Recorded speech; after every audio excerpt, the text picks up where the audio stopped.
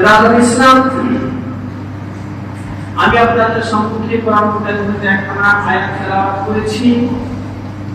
আল্লাহ রাব্বুল আলামিন সেই কোরআন কারীমের মধ্যে ঘোষণা করে, বিসমিল্লাহির রহমানির রহিম, রব্বি হাবলি মিনাস সালিহিন। এই আয়াতটা হচ্ছে হযরত ইব্রাহিম খলিলুল্লাহ, যে ইব্রাহিম খলিলুল্লাহ আল্লাহ রাব্বুল আলামিনের কাছে দোয়া করেছিলেন। কারণ ইব্রাহিম খলিলুল্লাহ যখন হযরত সারাকে বিবাহ করেছিলেন, তারপরে তিনার কোন সন্তানই যেন হয় না। তারপরে সারা তাকে ইজাজত দিলেন হযরত ইব্রাহিম খলিলুল্লাহকে, এই আমার স্বামী ইব্রাহিম খলিলুল্লাহ, এই আল্লাহর পয়গম্বর, যাও তুমি আরেকটি বিয়ে করো, যার নাম হচ্ছে হাজেরা। হাজেরাকে বিয়ে করার জন্য তেনাকে অনুমতি দিলেন। হাজেরাকে বিয়ে করার পরে, অনুমতি দেওয়ার পরে, হাজেরাকে বিয়ে করার পর আল্লাহ রাব্বুল আলামিনের দরবারে ইব্রাহিম খলিলুল্লাহ আপনার দোয়া দরখাস্ত করেছিলেন, রব্বি হাবলি মিনাস সালিহিন। জোরে বলুন সুবহানাল্লাহ। তার অর্থ হচ্ছে, হে আল্লাহ, আমাকে আপনি নেক সালেহ সন্তান আতা করে দাও। জোরে বলুন সুবহানাল্লাহ। রব্বি হাবলি মিনাস সালিহিন, হে আমার আল্লাহ, হে আমার পরবর্তীকার আলম, তুমি আমাকে নেক সালেহ সন্তান দাও। ব্রাদার ইসলাম, এই দোয়াটি করেছিলেন ব্রাদার ইসলাম। তখন সেই ইব্রাহিম খলিলুল্লাহ একটি জিনিসে যেন আজ দুনিয়ার মধ্যে ছড়িয়ে রয়েছে। আজ আমরা কালকে আমরা সকলে মিলে কুরবানি করব ইনশাআল্লাহ আজিজ। সেই ইব্রাহিম খলিলুল্লাহ ইয়াদাস আল্লাহ রাব্বুল আলামিন সেই ইব্রাহিম খলিলুল্লাহ কুরবানিকে পছন্দ করেছিলেন, আর উম্মতে মুহাম্মাদী সাহেবের মালিকের উপরে ওয়াজিব করে দিয়েছে। জয় বলুন সুবহানাল্লাহ। ব্রাদার ইসলাম, ইব্রাহিম খলিলুল্লাহ এমন কালচার ছিল যে ইব্রাহিম নবী যখন ইব্রাহিম খলিলুল্লাহ বাড়িতে যদি কোনদিন মেহমান না আসতো, তাহলে তার মনে যেন শান্তি ছিল না। ইব্রাহিম খলিলুল্লাহ আল্লাহর কাছে দরখাস্ত করত, প্রতিদিন দরখাস্ত করত, ও আল্লাহ, আমার বাড়িতে আপনি প্রতিদিন যেন মেহমান পাঠান, আর আমি ওই মেহমানের সঙ্গে মেহমান নামাজি করব, মেহমানের সঙ্গে কথা বলব, মেহমানের সঙ্গে আলোচনা করব। আমাকে সেই মেহমান যেন আপনি প্রতিদিন আমার বাড়িতে পাঠান। জোরে বলুন সুবহানাল্লাহ। সেই ইব্রাহিম খলিলুল্লাহ বাড়িতে যেন প্রতিদিন যেন মেহমান আসতো, আর প্রতিদিন মেহমান আসাতে ইব্রাহিম খলিলুল্লাহ যেন খুশি ছিলেন, বেজার ছিলেন না। আর আজকে আমরা আমাদের বাড়িতে যদি মেহমান আসে, আর আমরা যদি সেই মেহমান নামাজি না করি, তাহলে আমার নবীর যেন সুন্নাতের খেলাফ হলো, আমার নবী যেন সেই ব্যক্তিকে পছন্দ করে না। এমনকি ইব্রাহিম খলিলুল্লাহর সুন্নাতটাও আদা হবে না।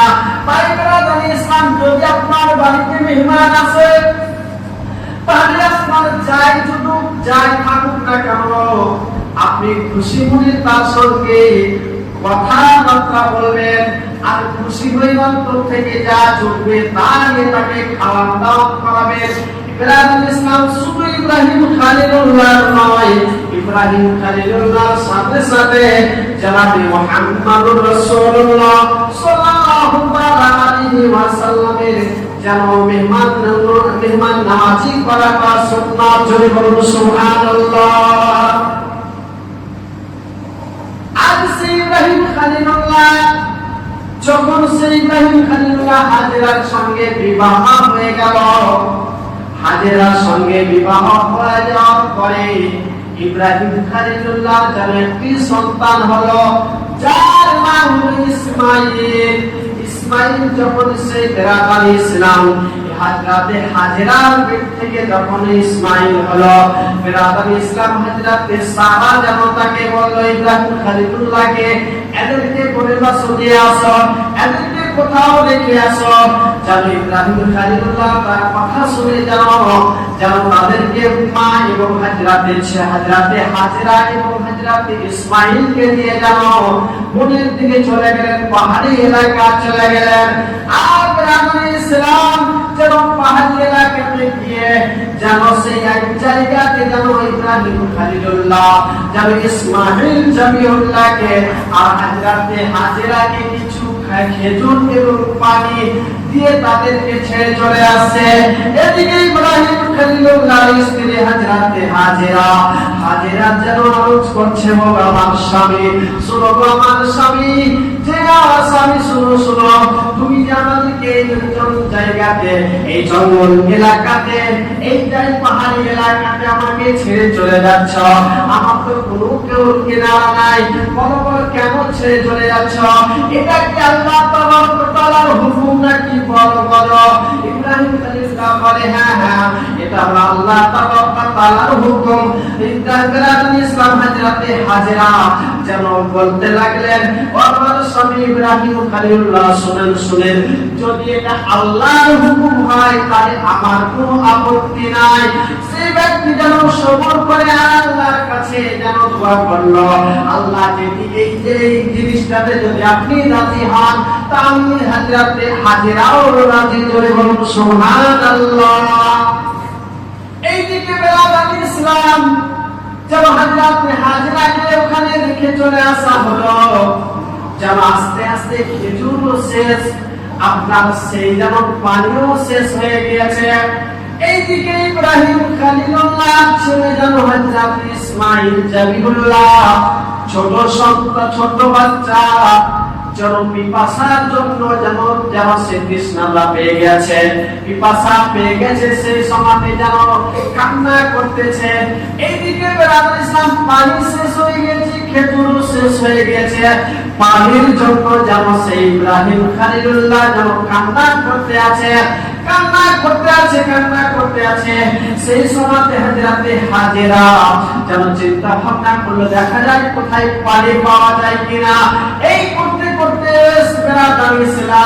হাজরাতে হাজেরা যেন সাফা আর মারওয়া দুটি পাহাড়ের নাম, সেই পাহাড়টি থেকে বেরাদুল আলাইহিস সালাম দৌড়াদৌড়ি করতে লাগলো। আর দৌড়াদৌড়ি করে দিয়ে দেখে, আবার যখন সেই পাহাড়ের উপরে যায়, আবার নিজের সন্তানের দিকে দেখে, আবার ফিরে চলে আসে। আবার ফিরে আসার পরে বেরাদুল আলাইহিস সালাম আবার যেন সেই ব্যক্তি যেন ফিরে মারওয়ার দিকে যায়, একবার সাফার দিকে যায়। এই করতে করতে বেরাদুল আলাইহিস সালাম 7 বার চক্কর লাগিয়েছে।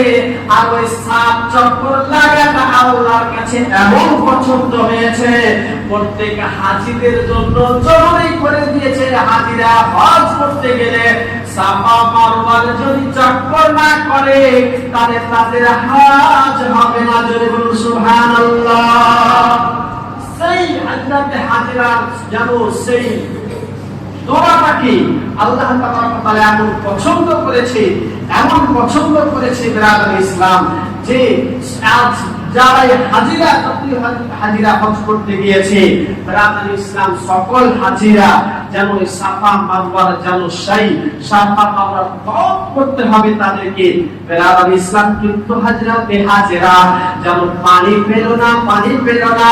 আবার দেখে যেন ফিরে আসে, এদিক থেকে ওদিক জড়ায়, আসতে এসে দেখে যেন ইব্রাহিম নবীর যেন সেই সন্তান ইসমাঈল জবিউল্লাহ পায়ের যেন এড়িটা দিয়ে যেন সেই বাচ্চা যেন মাটিতে শুয়ে থেকে যেন পায়ের এড়ি দিয়ে যেন আপনার পায়ের এড়ি দিয়ে করতে যেন হয়েছে, যেন পায়ের এড়ি দিয়ে মাটির সঙ্গে লেগে আল্লাহর কি হুকুম, তার পায়ের এড়ি দিয়ে যেন পানি জারি হয়ে গেছে। জোরে বলো সুবহানাল্লাহ।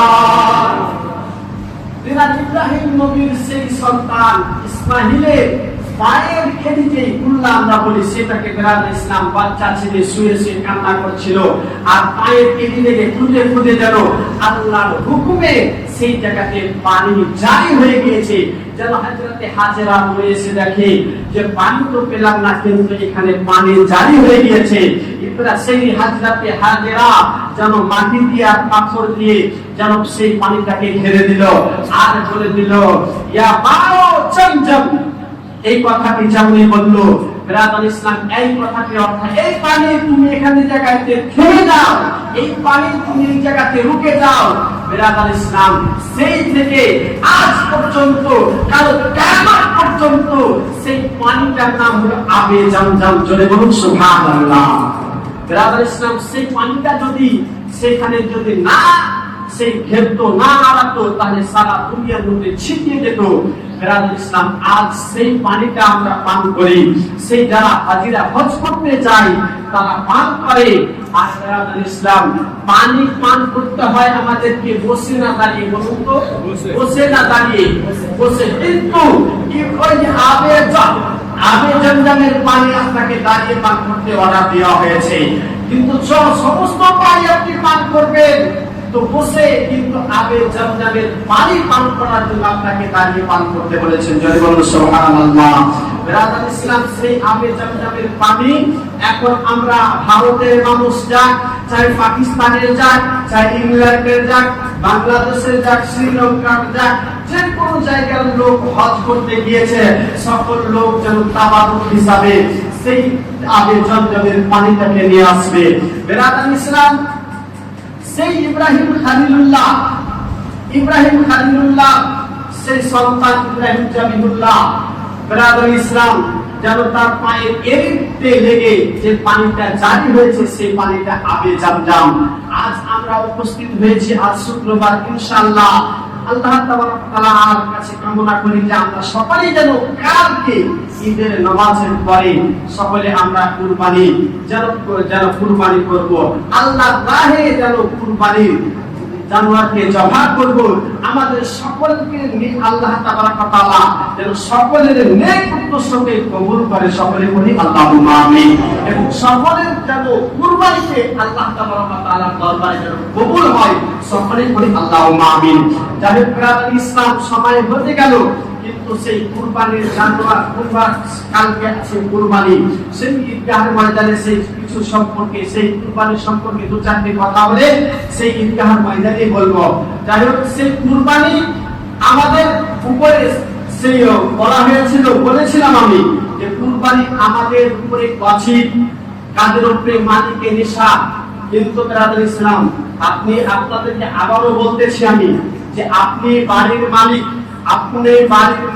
বা আপনি মালিকের নেশাবের মধ্যে গণপতি, তাহলে আপনার নামে আগে কুরবানি দিবেন।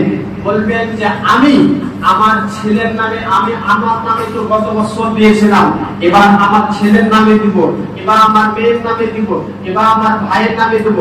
বেরাদার ইসলাম, আপনি আপনার ভাইয়ের নামে দিতে পারেন, কিন্তু কখন?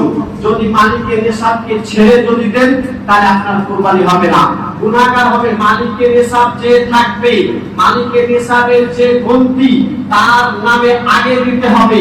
আর তাকে, সেই ব্যক্তি যদি প্রতি বছর মালিকের নেশাব থাকে, তাহলে তাকে প্রতি বছরই তার নামে কুরবানি দিতে হবে, নচেত আপনার কুরবানি হবে না। বরং যে মালিকের নেশাব হয়েছে তার নামে যদি কুরবানি না দেন, তাহলে গুনাহগার হবে। বেরাদার ইসলাম, এবার আরেকটি বলতেছি যে আপনারা অনেকেই এই প্রশ্নটি আবার ঘুরতেছে যে মৃত্যু ব্যক্তির নামে কুরবানি হবে কি হবে না। আপনি মনে করছেন আমি 3টে কুরবানি দিয়েছি, 3টে কুরবানি দিয়েছি, বা 5টা দিয়েছি, বা 4টা দিয়েছি। বেরাদার ইসলাম, মৃত্যু ব্যক্তি, যে ব্যক্তির বাবা, যে ব্যক্তির মা, যে ব্যক্তির ভাই, যে ব্যক্তির বোন মারা যাওয়ার আগে ওসিয়ত করে গিয়েছে, বলে গিয়েছে, হে আমার সন্তান, হে আমার ছেলে, শুনো শুনো, আমি যখন মারা যাব আমার নামে তোমরা কুরবানি দিও। যদি ওসিয়ত করে যায়, বলে যদি যায় আপনাদেরকে যে আমার নামে কুরবানি দিও, তাহলে ওই মাংসটা আপনাকে কুরবানি তো দিতেই হবে, কিন্তু ওই মাংসটা 1 একটাও মাংস আপনি খেতে পাবেন না, সমস্ত মাংসকে আপনি গরিব মিসকিনকে বিলিয়ে দিতে হবে। আর যদি আপনাকে ওসিয়ত করে না যায়, যদি আপনাকে বলে না যায় যে আমার ছেলে আমার নামে কুরবানি দিও, যদি ওসিয়ত না করে যায়, তাহলে আপনি চাইলে আপনার বাবা মৃত্যু হয়েছে, আপনি 5 ভাগ কুরবানি দিয়েছেন, একটি আপনি মালিকের নিসাব আপনি আছেন আপনার নামে দিলেন, আপনি আপনার মায়ের নামে দিতে পারেন, আপনি ভাইয়ের নামে দিতে পারেন, আপনি আপনার যারা মৃত্যু হয়ে গেছে তাদের নামে দিতে পারেন। কিন্তু ইসলাম বলবেন তাহলে সেই মাংসগুলো খেতে পাবো না, অবশ্যই খেতে পাবেন। এই মাংস আপনি যেমন আপনি মালিকের নিসাব আপনার নামে যেই রকম যে হুকুমটা আপনার নামে যে কুরবানিটা যেটা হুকুম, সেটা ওটাই হুকুম যে আপনি বলবেন যে বিলিয়ে দিব, না বিলিয়াবেন না। 3 ভাগের মধ্যে 3টি ভাগ করবেন, আর 3টি ভাগের মধ্যে 1 ভাগ গরিব মিসকিনকে, 2য় ভাগ আত্মীয় স্বজনকে, 3য় ভাগ আপনার নিজের জন্য রেখে দিবেন। ব্রাদার ইসলাম, আমার বলার উদ্দেশ্য এটা হলো, যদি কোনো মৃত্যু ব্যক্তি ওসিয়ত না করে যায়, আপনি চাইলে দিতে পারেন কুরবানি, আপনি দিতে পাবেন, তার মাংস খেতে পাবেন। জোরে বলুন সুবহানাল্লাহ।